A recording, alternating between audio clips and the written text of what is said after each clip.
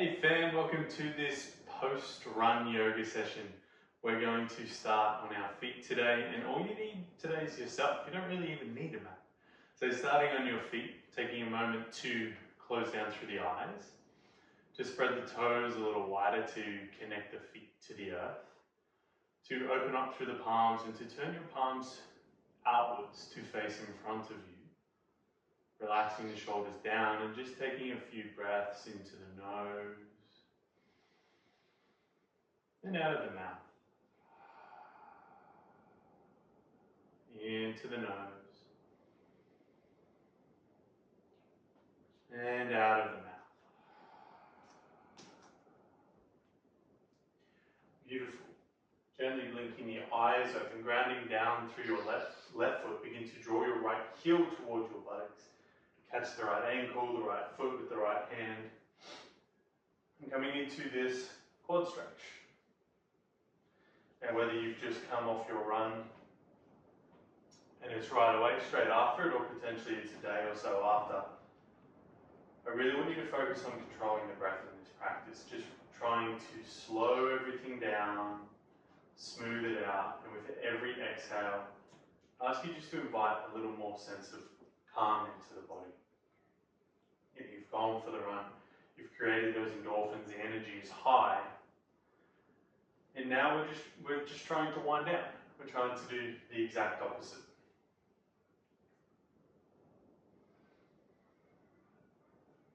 The more you relax, the less you try, the more calm you feel, potentially the easier the stretches become. Good, releasing that right foot, shake it out. Then drawing the left heel towards the buttocks, catching the left foot with the left hand. Spread those right toes wide, really feeling the connection between the foot and the mat. Breathing space, breathing length into the front of the left hip, that left quad.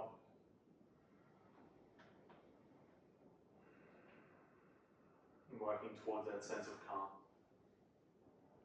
And if your balance is off, that's okay. It's only yoga. No one's judging you. We'll be here for 5, 4, 3, 2, on 1. Release the left foot, shake it out.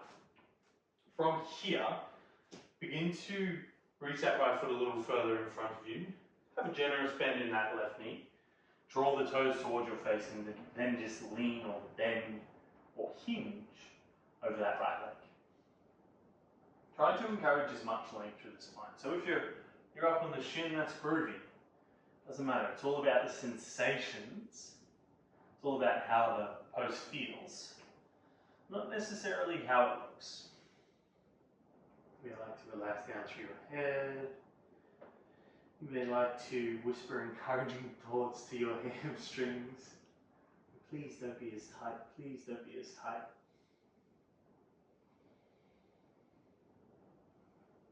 And maybe you commend yourself for going on that run. Even if you haven't gone on the run, maybe you commend yourself for being here, just showing up and finding the stretch. Any time we get to spend in observation, in awareness of our body, in awareness of our breath, it's time well spent. Beautiful. On your next inhale, slowly rise. We'll swap it over. Right foot draws back, left heel goes forward. Deep bend in that right leg, hinging at the hips. Keep trying to draw that left hip back. Maybe find a halfway lift first, and then relaxing the head down.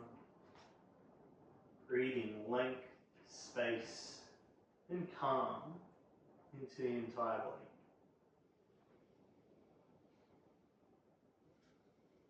Relaxing the jaw. Relaxing the neck. Every breath is just trying to grow a little bigger, to slow down a little more.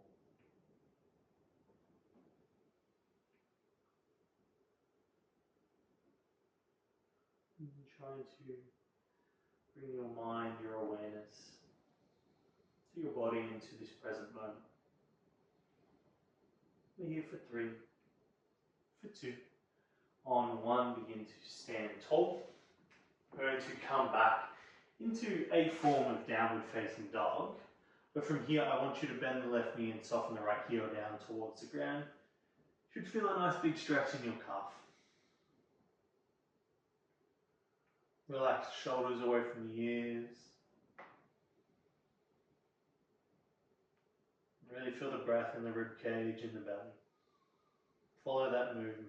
Follow the expansion as you inhale. And the compression as you exhale.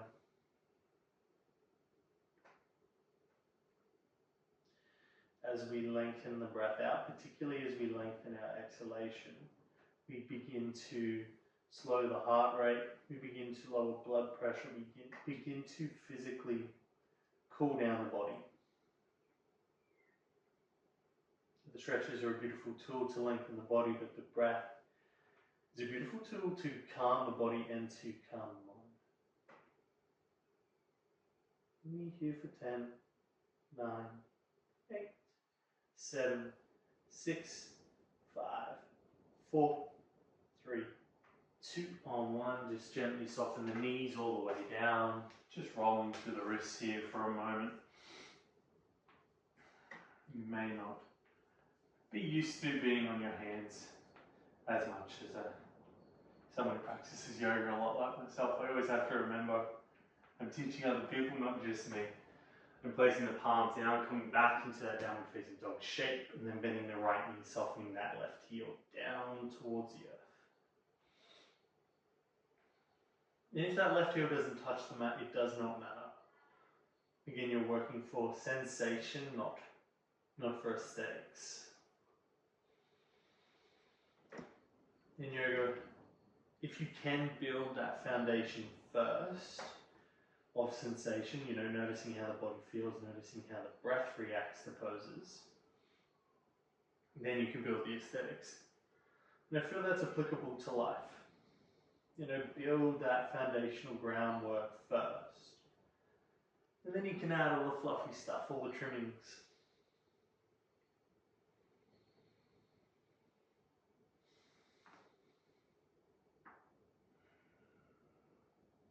Where are you holding tension in the body?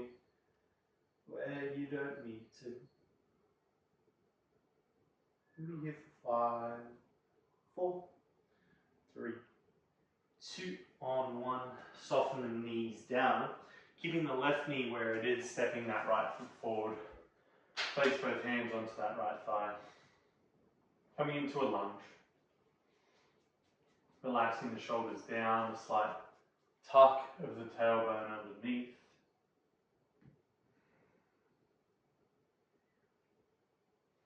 You may like to bounce in and out here a few times, or stillness might be for you.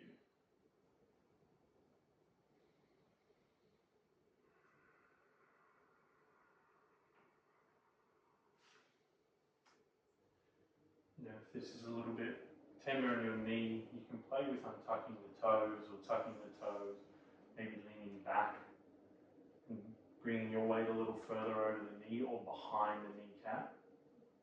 Just kind of play with what works for you in this space.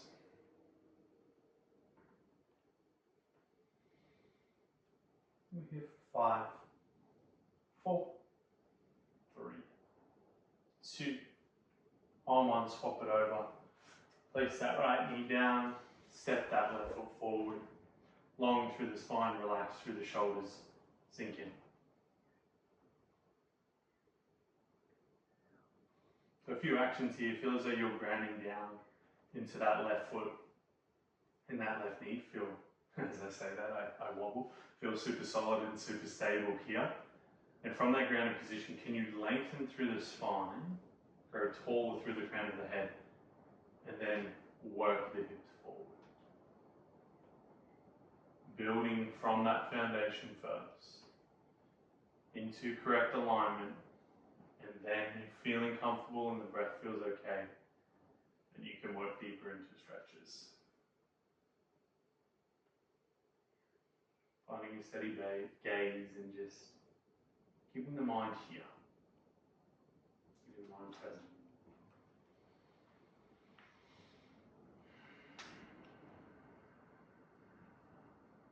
Here for 5, 4, 3, 2. On one, step that left foot back.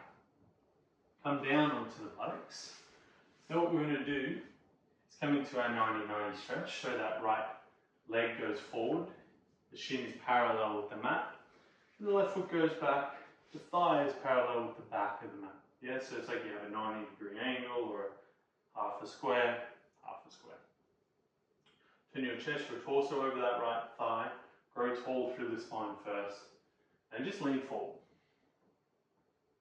Working into the hips, especially external hip rotation to the glutes.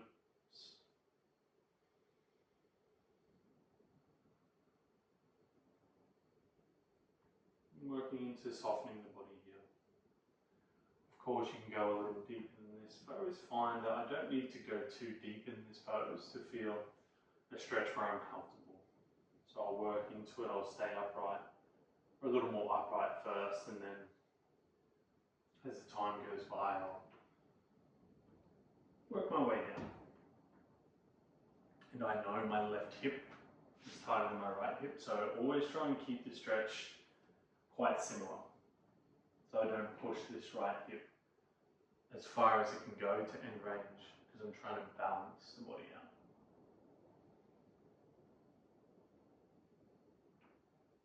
Just little moments of awareness in your practice that you come across when you practice a bit. You know, you find the imbalances, you notice areas in which you need to work on, or maybe potentially which you'd like to work on. But on your next inhale, slowly rise.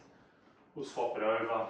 Left leg goes forward, right leg goes back. Work on having that left shin particularly parallel to the front of the mat. And leaning forward, leaning down. Trying to square that back right hip down to the mat. Yeah, there the actions in the hip. Left hip is trying to draw back, right hip is squaring forward and down.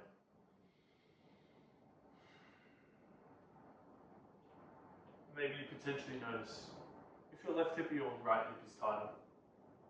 Or maybe you might be one of those rare people who have perfect hip balance. I would love to know what that feels like. I don't know if I'm going to get there in my lifetime.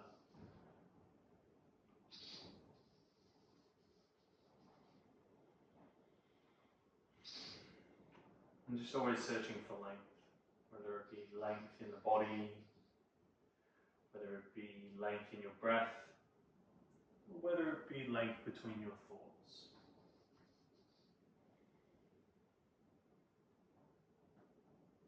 Always searching for that length.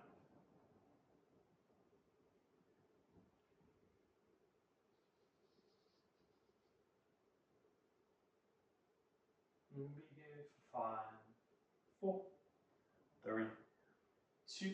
On one, slowly rise. Rock all the way down onto the back body. Coming into a spinal twist, so placing the left foot down on the mat, crossing that right leg over the top.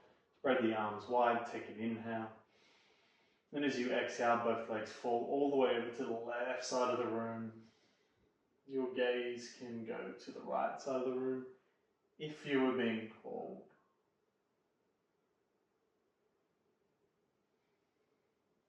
And I can imagine after a run that laying down feels pretty bloody awesome.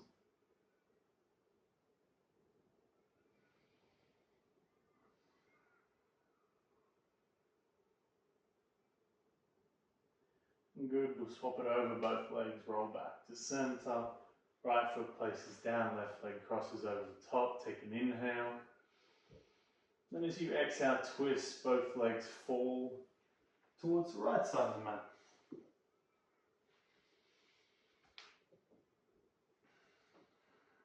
Long, smooth breaths. Drawing them deeper down into the base of the belly.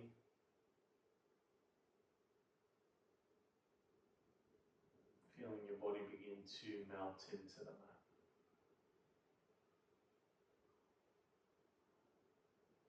Drawing both legs back to center, uncross that left leg. Lengthen both legs long down in front of you.